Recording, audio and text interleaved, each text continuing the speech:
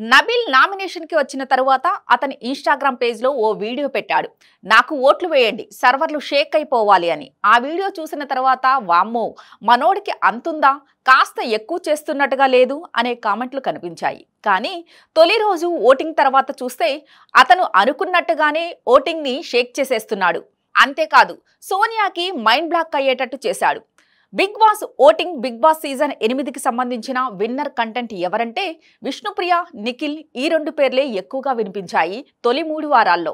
వాళ్ళిద్దరూ నామినేషన్ లో ఉన్నప్పుడు హైయెస్ట్ ఓటింగ్ పడడంతో వీళ్లే స్ట్రాంగ్ అని ఫిక్స్ అయిపోయారు చాలా మంది. అయితే చాప కింద నీరులా మెల్లగా విన్నర్ రేసులోకి దూసుకుని వస్తున్నాడు నబిల్. నిన్నటి నామినేషన్ లో అంతకుముందు జరిగిన టాస్కుల్లో నబిల్ ఆఫ్రిది అదరగొట్టేశాడు. ముఖ్యంగా సోనియాకి ఆమె బాడీగార్డ్స్ పృథ్వీ, నిఖిల్లకు ఇచ్చి పడేశాడు.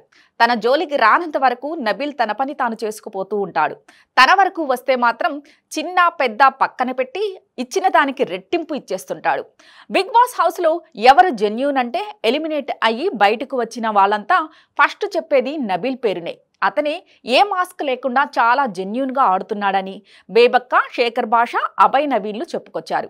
అయితే హౌస్ లో నుంచి బయటకు వచ్చిన వాళ్లే కాదు, ఆట మొత్తం గమనిస్తున్న ఆడియన్స్ కూడా నబిల్ కి పట్టం కడుతున్నారు. తాజా ఓటింగ్ లో అసలు ఎవరు ఊహించని విధంగా 4వ వారం తొలి రోజు ఓటింగ్ తో ఓరుగల్లు పిల్లోడు నబిల్ ఆఫ్రిది విజృంభిస్తున్నాడు. దాదాపు 31% ఓటింగ్ తో టాప్ లో దూసుకుపోతున్నాడు.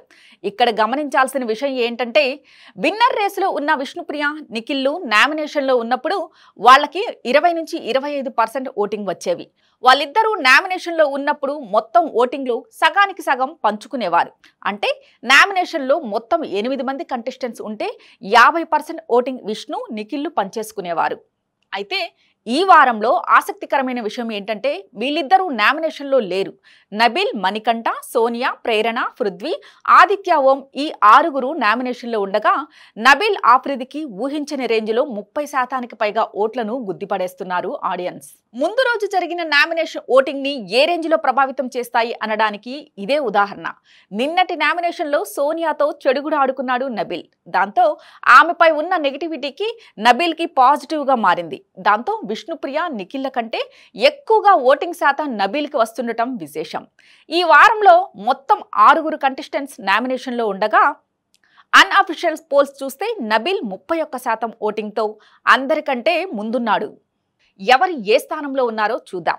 నబిల్ 31%, మణికంఠ 20%, ప్రేరణ 17%, పృథ్వీ 15%, ఆదిత్య, ఓం 12%, సోనియా 5%. తొలి రోజు అన్అఫిషియల్ పోల్స్ చూస్తుంటే నబిల్ దూసుకుపోతుంటే మణికంఠ వరుసగా నామినేట్ అవుతున్నా కూడా 2వ స్థానంలో హవా కొనసాగిస్తున్నాడు. ఇకపోతే లీస్ట్ ఓటింగ్ లో సోనియా ఉండటం విశేషం. నిజానికి నిఖిల్ నామినేషన్ లో లేకపోవడంతో అతని ఫ్యాన్స్ ఓట్లు అన్ని సోనియాకి పడతాయా చాలా మంది అనుకుంటున్నారు. కానీ సోనియా వల్లే నిఖిల్ గ్రాఫ్ పడిపోతుందని, సోనియాకి నిఖిల్ ఎంత దూరంగా ఉంటే అంత మంచిదని, నిఖిల్ విన్నర్ అవ్వాలంటే సోనియా ట్రాప్ నుంచి బయటపడాలని కోరుకునే వాళ్ళు చాలా మంది ఉన్నారు.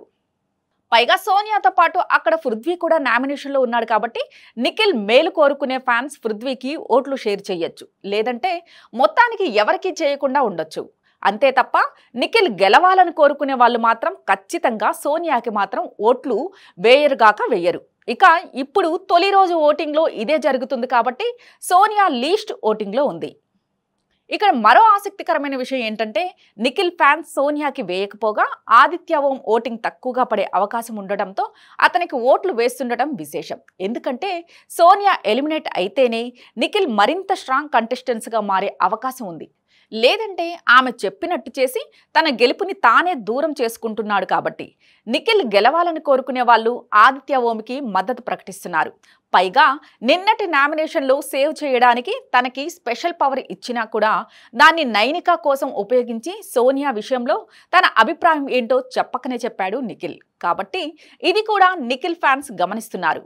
మొత్తానికి 4వ వారం ఓటింగ్ అయితే చాలా ఇంట్రెస్టింగ్ గా ఉంది. స్ట్రాంగ్ కంటెస్టెంట్స్ నామినేషన్ లో లేకపోవడంతో అనూహ్యంగా నబిల్ స్ట్రాంగ్ గా మారాడు ఓటింగ్ లో. కాబట్టి ఇలాంటి సందర్భాల్లో ఊహించని కంటెస్టెంట్స్ ఎలిమినేట్ కావడం చూస్తూ ఉంటాం.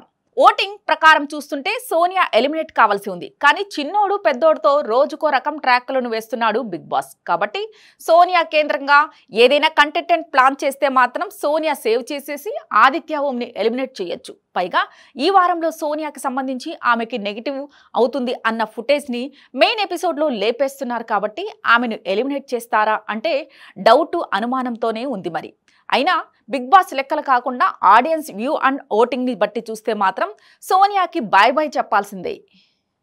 For more updates, please subscribe to Vibrant.